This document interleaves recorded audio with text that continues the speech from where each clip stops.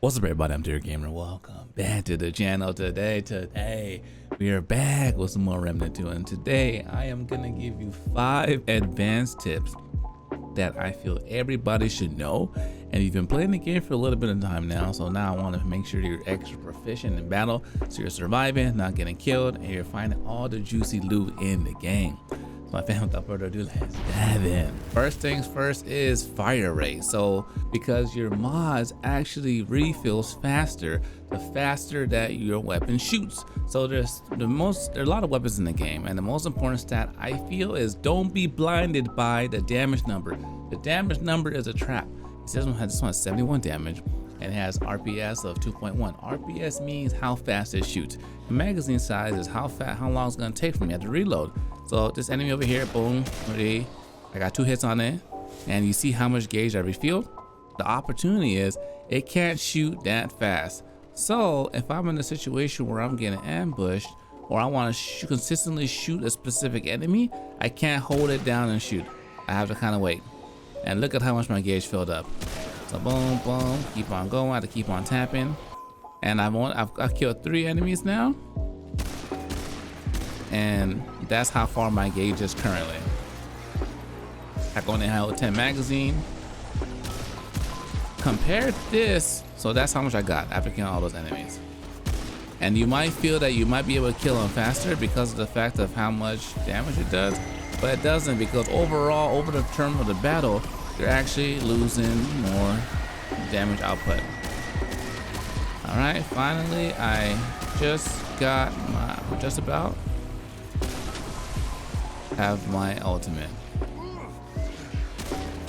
boom, boom. We got it. So now your bread and butter is your mod skills, because they're so powerful. You want to use as much as possible.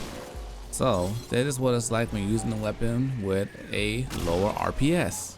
So now let's switch to another weapon. So I have this one, but I'm gonna put on my Chicago Typewriter. This one, if you look at it, this one has 71 damage. This one has 15 damage. You're like, wait a minute, that's way weaker. But look, this one shoots way faster, more than 5 times faster. And I can only hold 10 bullets at a time before I can reload. And I can hold 80 in this magazine before I can reload on here. So let's go ahead and put our skill back on over here and identify what the difference is. Okay, this should work. And look at that. All I gotta do is just sit there and hold the button instead of having to tap, tap, tap, tap, tap. Even though I do less damage here, I actually kill the enemies a lot quicker this way. And boom. Because I'm going through them,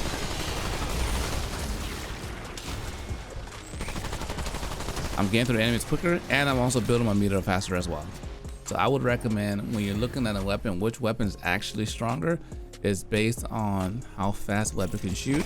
So I can hold it still, boom, enemy's already done, instead of me having to go tap, tap, tap, tap, tap. So next is identifying what is the weak spot versus a critical spot on an enemy. So regular, when you shoot an enemy, boom, you get white numbers. When you hit the red, that's where you know you hit a weak spot, meaning you want to hit those spots where you do the most damage. Typically on enemies, the weak spot is going to be their heads. Some enemies is their legs, their stomach, but more times than not, it's going to be the enemy's head when you get the weak spot.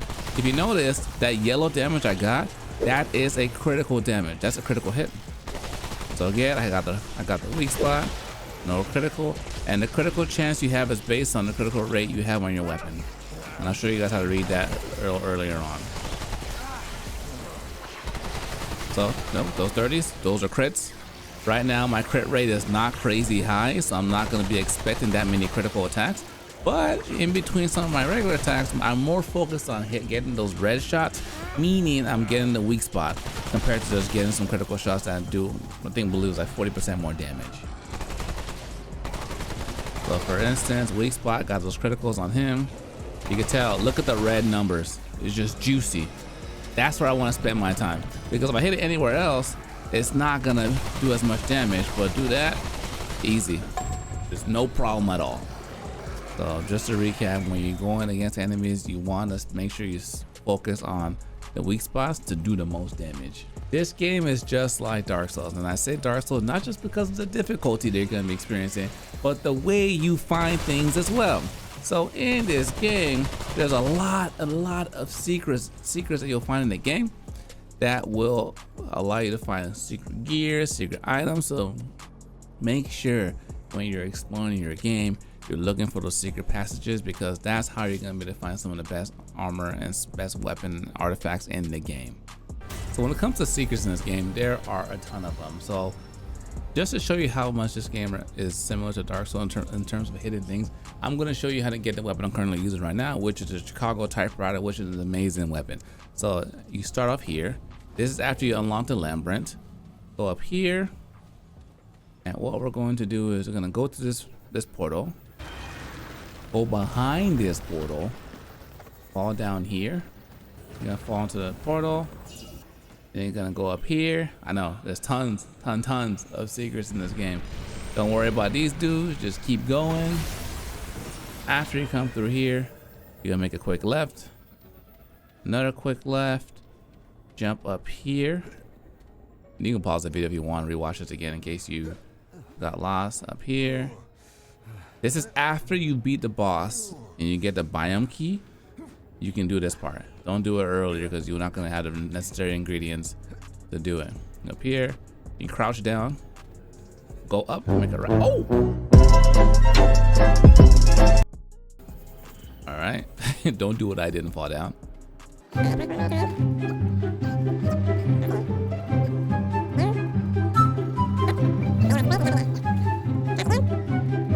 You also get some good armor as well. It's heavy. It's good, but it's heavy. After that, you use a biome key, open up here, takes you to another dimension, and you'll find the weapon right here, and you'll find the armor right here. Tons and tons of secrets in the game. I wanted to share that one with you guys because you can go through the whole game and not find that, and you're like, wow, there's so many things you could have missed. Next thing, while we're here, we're going to talk about rolling. So rolling is very, very important, because in this game you have amazing iframes through your rolls. So what are iframes? Meaning as you're rolling through your enemy, you will dodge your enemy attacks by just simply rolling through them. They're very generous. But the thing is, you want to have as fast as roll if you can. If you're going to play a quicker character, the most important stat you want to make sure you're paying attention to is your weight.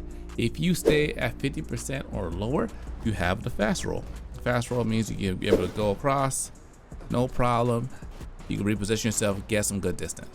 The second you go above that, and I equip the armor I got, you notice, see, my roll, I'm fat rolling, heavy, slower rolling. I'm not gonna be able to dodge as much, recover as much as I would like.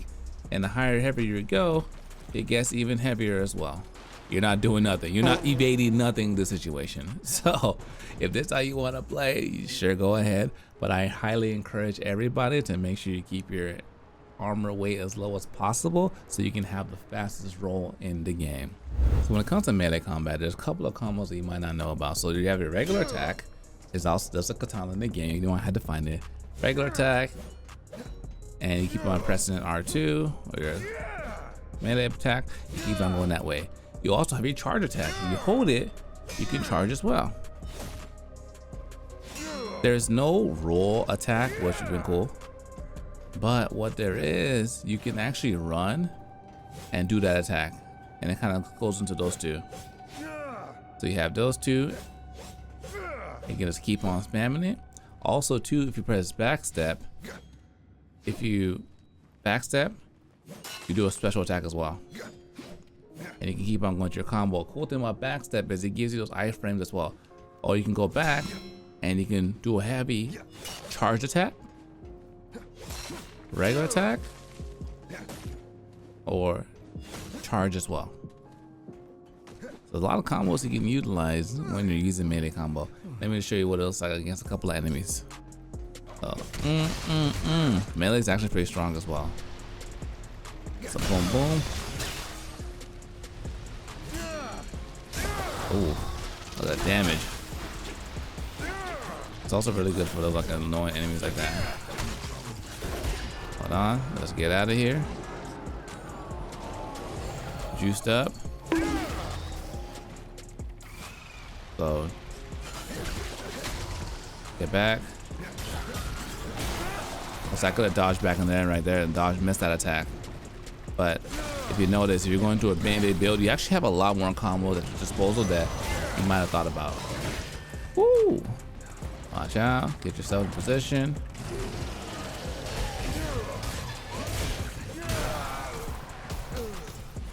Amazing. We probably don't want to show when we're dying against the enemy. Backstep. You just roll. I wish it would have given us a roll attack as well, because it has a little bit of delay when you put your attack in after doing a roll. But the good thing is there's a lot of skills that you can put together with your melee build that support this playstyle. So if you don't want to play run and gun, there's also a lot of other things you can do as well. My next build I'm going to be using after Gunslinger is going to be melee invader build, so look out for that, because I'm excited to use. There's a lot of cool builds specifically for melee characters. I have a bonus tip for everybody. When it comes to your actual mods that you can put on your actual relic, the way they work is if you find another one in battle, they overlap and it gets even better and better and better. So you don't just get like duplicates of them, it just gets upgraded. So it goes +3, +1, +2. So don't worry, you might have something like damage reduction. That's not that much, but over time, as you start to farm and get more and more and more, they get better and better and better. I've got some pretty good ones. The damage reduction is really good. Elemental damage is up. It's good. Health, crit damage, mod cost decrease, crit range chance, range, crit damage, all kind of cool things you can find out in the wild. So the more you farm, the more you can play with other people, you can get more relics to drop. But the way they work is they overlap with each other, people that didn't know that. Ladies and gentlemen, thanks for watching. Hope you guys enjoyed the video. I'm loving the game. If you're new to the channel, make sure you guys subscribe for more Remnant 2 tips coming down the way. Till next time, dear gamers, signing out.